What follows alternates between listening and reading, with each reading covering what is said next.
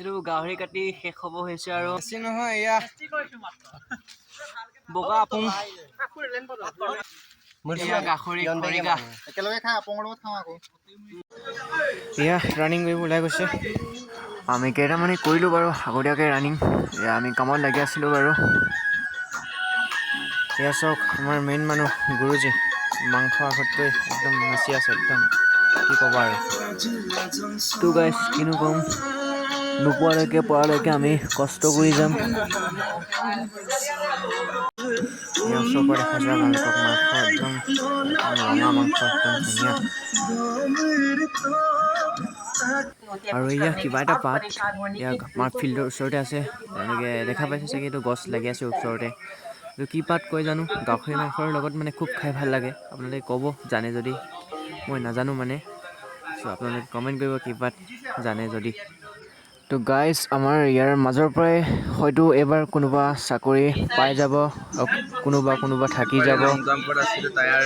আৰু তাৰ মাজতে আমি সৰু সুৰাকৈ এটা খানা মানে আয়োজন কৰিছোঁ আৰু খাইছোঁ আৰু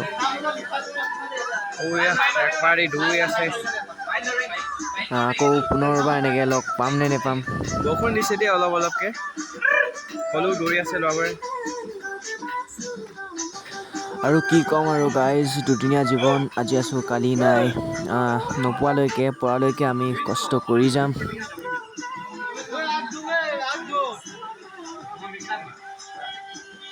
আমাৰ ডাঙৰীয়া গাহৰি কথা আৰম্ভ কৰিছে আৰু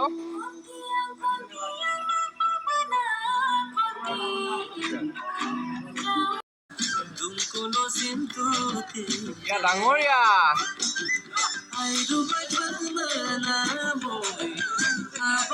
মোৰ মাংসটো জানে নহয় হিচাপত দেই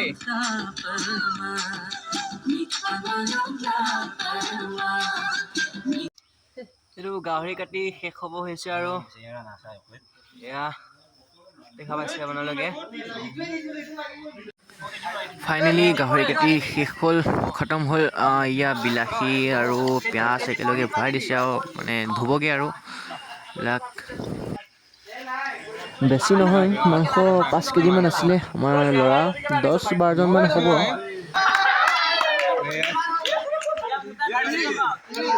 বাকী ড্ৰাইভাৰসকল লুডু খেলি আছে বেছি নহয় এয়া বগা আপুঙৰ লগত এই তাতে থ চবেই খাওঁ গাহৰি খৰিকা একেলগে খাই আপঙৰ লগত খাওঁ আকৌ এয়া চব্জি বনাই আছে আৰু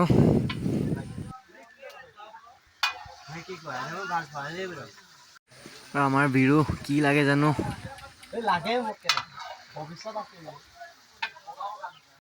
ভলীবল খেলি আকৌ খাম ভলীবল খেলি আকৌ খাবিগে এয়া গাইছ ধৰিছোঁ আৰু দেই